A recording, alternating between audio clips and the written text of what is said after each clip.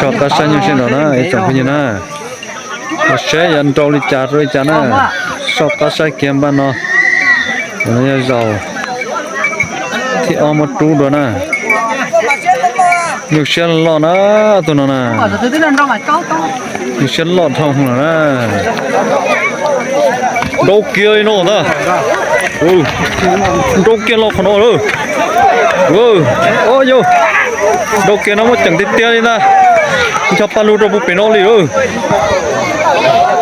ôi yo lo kia rồi xuống kia rồi chơi chỉ bỏ đi rồi sao ta sai ăn đâu đi chả nữa chẳng không như nào làm plei đấy tên nó xuống thiên nè sao ta sai ăn đâu đi chả gì nè thì bắt từng đâu là sao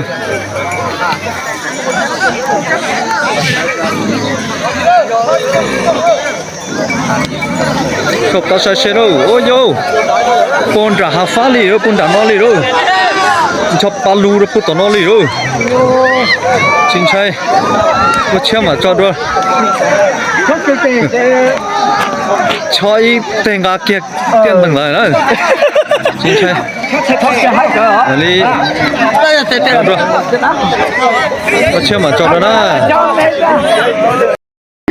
Xin đó nè, chồng như nè, nó mua hết hộp thì hồ rồi nó thế, mua bỏ tụi nó cho nó, cho, mua lá tụi nó là, cho cá sai xe nhận đồ đi chợ ơi, cho cá sai xe nhận đồ đi chợ ơi, đồ xui rồi, ôi vô đồ kê nó rồi, đồ kê nó rồi. Ôi vô, đồ hàng tiết tiêu. Ôi vô, đồ hàng tiết tiêu đi đâu. Nó tỏ nó đi đâu.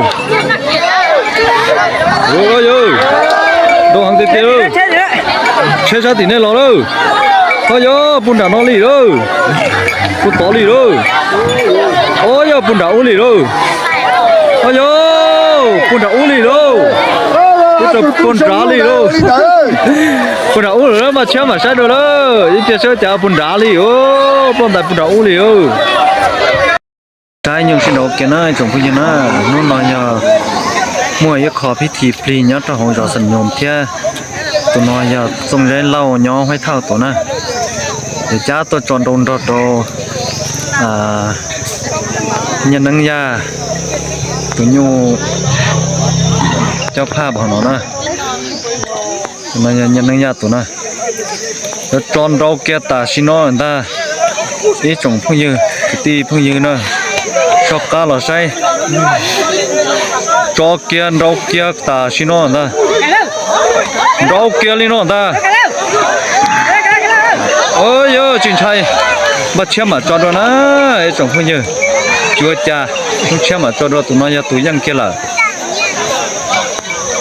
chém mà cho nó tụi nó tụi tao xong xe ra là chúa cha bắt chém mà cho đó